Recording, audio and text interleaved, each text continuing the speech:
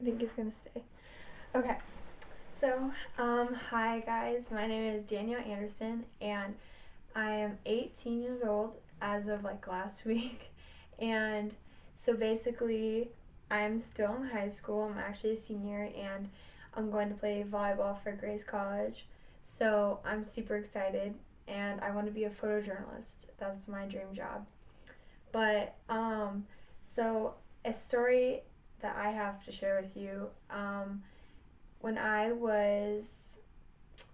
think I was 13 years old. I was 13 years old, and I actually took a trip to Haiti. And so my aunt at the time, she had gone down there like almost right when the earthquake hit, and so that's when it was at the worst. But when I had gone down there, that was probably like 7 years after the earthquake.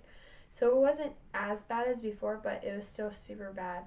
And there was just lines of tents, and that's what people would live in. And so basically, like when I had gone down there, me and my dad both went down together as like on this team.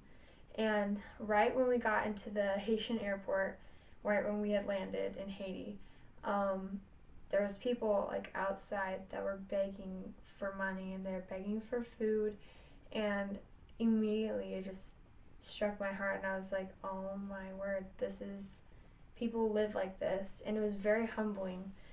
And that was just the first 5 minutes that I'd been in Haiti. And so later, I was actually there for about 10 days. But later on in the week, she actually ran a boarding school at the time. It was a boarding school, so kids would go and they would have their schooling during the week for like 7 days, or not 7 days, they would have schooling for 5 days, and then they would go home on the weekends, and then they'd be able to witness to their families and like bring what they learned about God from the boarding school to their families. So it was kind of a ministry within a ministry type of thing.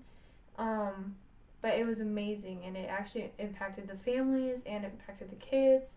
So I got to actually help teach an English class there, and I was actually only 13, which was crazy, but I got to help with all the kids, and I would just see all these kids, and they were wearing dirty clothes, they didn't have shoes, and they barely ate. And what they did eat was from the market, and the market had flies, and it was all nasty food. Like even the market inside where they cut up the meat, they would literally kill the cow right there. And so it was very humbling. And then after I had come back to the States, I realized how blessed we are in America and not to take it for granted.